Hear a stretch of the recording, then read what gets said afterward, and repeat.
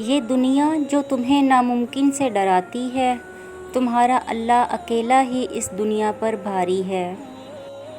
کتنا خوش نصیب ہے وہ شخص جسے گناہ واقعی گناہ لگتا ہو اور وہ اسے چھوڑنے کی تڑپ میں دن رات دعا اور کوشش میں لگا رہتا ہو۔ امید نہ چھوڑنا کہ تمہارا وہی اللہ ہے جو ہاجرہ کا تھا۔ اس نے ہاجرہ کو پیاسا نہیں رکھا، وہ تمہاری التجا بھی رد نہیں کرے گا۔ جب تم جان لو کہ تم حق پر ہو تو پھر نہ جان کی پرواہ کرو نہ مال کی۔ پاک ہے وہ پروردگار جو عیبوں کو چہروں پر ظاہر نہیں کرتا۔ تصور تو پھر تصور ہے، رب کے ایک اشارے پر تو حقیقتیں بدل جاتی ہیں۔ کسی کی راہ میں ناحق مشکلات پیدا کرنے سے پہلے یہ سوچ لیں کہ اللہ رب العزت کی عدالت میں حقوق العباد کی معافی نہیں ہے۔ وہ ہر ناممکن کو ممکن کرنے پر قادر ہے۔ تم نیک نیت سے مانگ کر تو دیکھو۔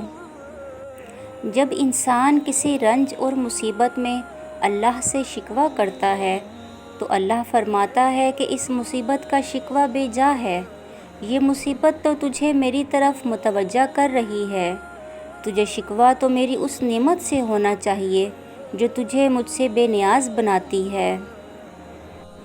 جس نے دونوں جہاں سمیٹ رکھے ہیں وہ رب کبھی بھی بکھرنے نہیں دے گا۔ غمگین نہ ہو، جو بھی تو کھوتا ہے اسے کسی نہ کسی اور نعمت کی صورت میں واپس پا لیتا ہے۔ اللہ پر ایمان مضبوط رکھو۔ جن کے ایمان مضبوط ہوتے ہیں انہی کے لیے معجزے ہوتے ہیں۔ جن چیزوں کا ہونا ممکن نہیں ہوتا مقدر میں، آزمائشیں ان خوابوں کو حقیقت بنانے کے لیے آتی ہیں۔ اس بھاگتی ہوئی زندگی میں اپنی ذات میں کم از کم اتنا ٹھہراؤ تو ضرور پیدا کریں کہ کم از کم آپ نماز سکون سے پڑھ سکیں اپنے رب کی خاطر۔ عزت اللہ کی رضا میں ہے، لوگوں کی فرما برداری میں نہیں۔ جب تم کسی چیز کو چھوڑ دیتے ہو تو وہ مرجھا جاتی ہے، لیکن جب تم قرآن کو چھوڑتے ہو تو تم خود مرجھا جاتے ہو۔